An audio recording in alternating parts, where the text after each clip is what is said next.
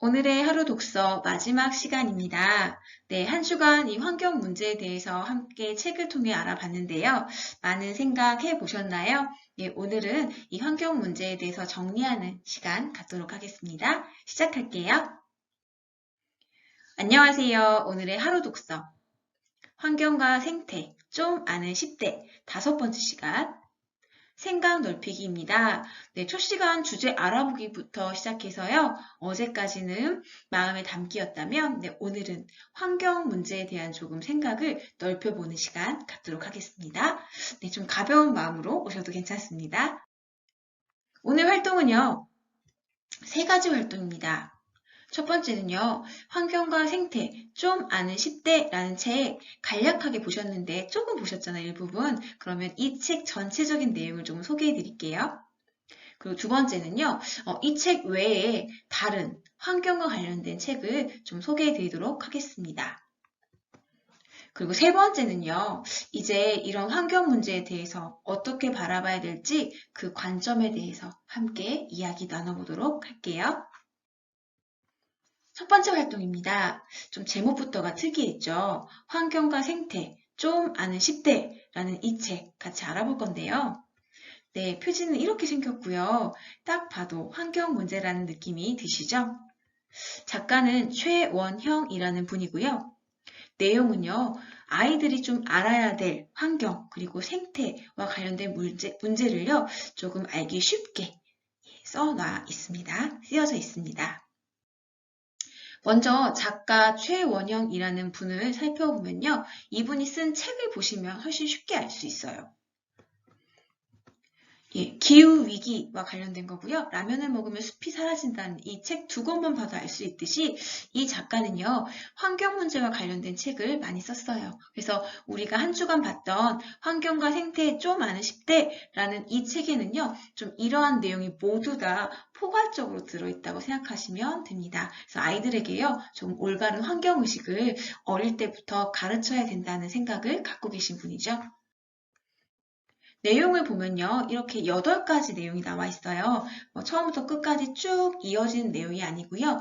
네, 8개의 이야기를 다 모아놓은 책입니다. 그래서 조금 우리 랩런트들이 쉽게 하나하나 읽을 수 있을 것 같아요. 그래서 한번 이 책 읽어보시면 좋을 것 같고요. 무엇보다 컵라면, 휴대폰, 그리고 바나나와 같은요, 좀 일상적인 소재를 가지고 환경 이야기를 써놔서 훨씬 더 쉽게 이해할 수 있을 것 같습니다. 저에게도 이 책이 있으니까요. 혹시 구하기 어려운 분은요, 저한테 말씀하시면 빌려드리도록 하겠습니다. 이제 두 번째 활동인데요. 환경과 관련된 또 다른 책들을 조금 말씀드릴게요. 우선 제가 찾아본 책은 이 6가지 책이었는데요. 첫 번째, 세상 모든 친환경 차차차. 예, 이 책은 제목도 재밌죠?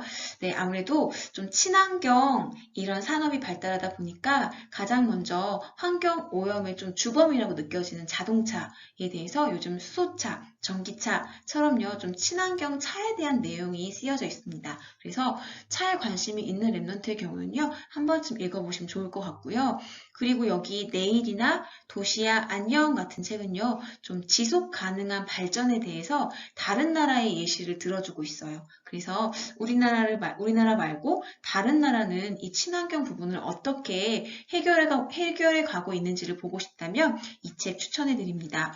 그리고 환경 관련되면 요즘에 무엇보다 쓰레기 문제가 조금 심각하잖아요. 그래서 쓰레기와 관련된 책도 한번 읽어보시면 좋고요. 그리고 우리가 아보카도 중심으로 계속 이야기 들었던 탄소 발자국과 관련된 책도 많이 있습니다. 사실 이거 말고도요, 요즘 시대적 흐름 때문인지 정말 환경과 관련된 책이 많아요.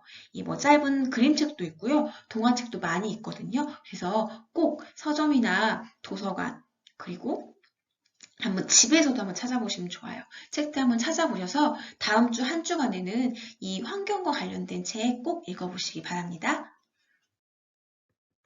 네, 가장 중요한 세 번째 활동입니다. 그렇다면 우리는 이 환경 문제 과연 어떻게 바라봐야 될까요? 지금까지 책을 통해 환경 문제에 대해서 많이 알아봤는데요. 이제 우리는 이걸 어떻게 복음적인 관점으로 바라봐야 될지 함께 이야기 나눠보도록 하겠습니다. 먼저 여러분, 우리 주제 알아보기 부분이나 그리고 책을 통해 읽은 부분을 통해서 건강에 좋다고 많이들 먹고 있었던 아보카도. 하지만 우리나라에서는 생산되지 않아서 아보카도 한 개만으로도 많은 탄소가 배출된다는 사실 알게 되셨죠. 그래서 탄소 발자국이라는 이야기도 많이 우리 알게 됐잖아요. 근데 이 밖에도요. 우리가 먹고 있는 정말 아무렇지 않게 먹고 있던 음식 중에서도요. 탄소를 배출하는 음식이 있다고 해요. 그래서 제가 잠깐 몇 가지 소개해 드리자면 뭐 설렁탕, 곰탕, 갈비탕, 불고기, 육개장. 근데요, 혹시 공통점 찾으셨나요? 네, 바로요, 육류라는 점입니다. 육류의 경우는요, 동물이 배출하는 메탄가스가 큰 영향, 지구 온난화에 큰 영향을 준다고 합니다. 메탄가스는요, 지구 온난화를 일으키는 가스이고요, 이산화탄소의 30배 이상이라고 합니다. 따라서 우리가 육류를 먹고 이렇게 소비하는 것만으로도요, 우리는 탄소를 배출하게 되는 거라고 해요. 그래서 이렇게 사실 우리가 알지 못하는 사이에 환경 문제는 점점 심각해져 가고 있습니다. 그런데 현재 이런 환경 문제의 심각성을 우리나라에서도 그리고 전 세계에서도 모두 여러 분야에서 인지하고 있고요. 그리고 환경을 보호하기 위해 정말 끊임없이 노력하고 있습니다. 그 노력하는 모습을 좀 몇 가지 보여드릴게요. 첫 번째는 기업들의 노력이에요. 이 사진은 한 기업의 광고 영상인데요. 자신의 기업이 친환경을 실천하고 있고 앞으로도 탄소 없는 그런 발전을 하겠다고 약속하는 그런 광고예요. 사실 이 기업 외에도요, 다른 기업들 역시 이런 광고를 많이 내보내고 있어요. 그리고 두 번째는요, 의류업계예요. 친환경 소재를 사용하고 그리고 다시 재사용할 수 있는 실을 이용해서 우리는 환경오염을 줄이겠습니다. 라는 의류업계들의 노력도 있습니다. 그리고 세 번째는요, 건축 분야예요. 첫 번째 보이시는 이 멜버른 시의회는요, 에어컨이 없는 건물로 유명하다고 합니다. 야간에 차가운 공기를 실내로 유입해서 다음날 오전까지 사무실의 냉방 에너지를 절감할 수 있다고 하고요. 그리고 두 번째 이 런던 청사는요, 영국의 친환경 건물로 유명하고요. 하이테크하고 자연광을 사용해서 지속 가능한 건축을 만들었다고 합니다. 광선은 최대한 피하고요. 자연광을 받을 수 있도록 설계되어 있다고 해요. 사실 이 밖에도요. 저는 우선 세 가지만 보여드렸는데 요즘 많은 분야에서 환경을 보호하기 위한 움직임이 커지고 있어요. 아무래도 환경 오염의 심각성을 느꼈기 때문이겠죠. 아마 여러분 주변에서도요. 최근에 이런 노력들을 많이 보셨을 거예요. 그렇다면 우리 이번 주 1차 시부 첫 번째 시간부터 지금까지 함께 하시면서 여러분은 어떤 생각이 드셨나요? 혹시 환경오염이 너무 심각해서 미래가 두려우신가요? 아니면 아까처럼 여러 분야에서 이렇게 열심히 노력하고 있으니까 그래, 전문가들인데 괜찮아지겠지 생각하시나요? 과연 우리는 이 문제를 어떻게 바라봐야 할까요? 네, 지금 보여지는 문제 해결하려는 그거 먼저 보시는 게 아니고요. 바로 환경 문제가 오게 된 그 원인을 보아야 합니다. 그 원인은요, 하나님처럼 높아지려는 나 중심, 세상 중심, 그리고 물질 중심의 그 원인이에요. 그 원인을 바로 보아야 합니다. 그 속에서요, 환경 문제는요, 사실 지금 보여지는 환경 문제는 하나님 떠난 문제 가운데 정말 올 수밖에 없는 고통과 문제, 재앙입니다. 사실 현재요, 전 세계적으로 탄소를 줄이고 모든 나라의 대표들이 모여 회의하고 그리고 친환경을 위해 서로 약속하고 이렇게 열심히 노력함에도 불구하고요, 전문가들이 말하고 있는 미래는 그렇게 밝지 않습니다. 결국 사람들은요, 아무도 해결할 수 없는 시대적 재앙이라고 말하고 있습니다. 그래서 어떤 사람의 경우는요, 화성을 개발해야 한다. 그리고 지구가 아닌 다른 행성을 찾아야 한다. 라고 이야기까지 하고 있습니다.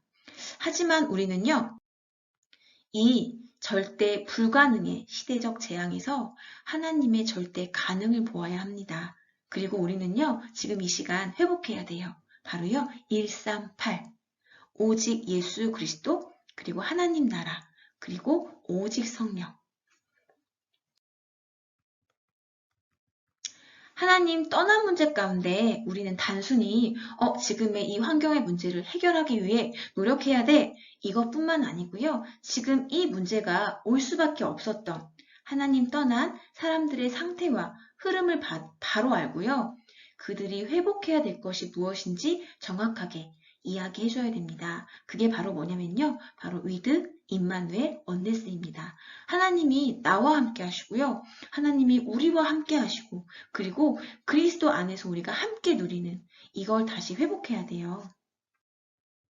그때 하나님이 창조하신 우리 원래 모습이 회복되고요. 하나님이 우리에게 주신 이 환경 또한 원래 모습으로 회복될 수 있습니다. 네, 오늘 이렇게 마치도록 하는데요. 오늘 미션이 있습니다. 지금까지 알아봤던 지금 시대와 환경에 허락하신 시대와 환경을 지금까지 이렇게 허락하신 하나님의 이유가 있죠. 그 이유를 발견하는 묵상의 시간 가지시기 바랍니다. 우리가 이 시대 속에서 이 환경 문제의 흐름 속에서 이 친환경의 흐름 속에서 어떻게 해야 되고 하나님이 왜 이를 허락하셨는지 그 이유를 발견하신 시간 가지시기 바랍니다. 그리고 두 번째는요, 이제 다음 주 한 주 동안에는요, 이런 환경 문제와 관련된 책을 읽어보는 시간 갖는데요.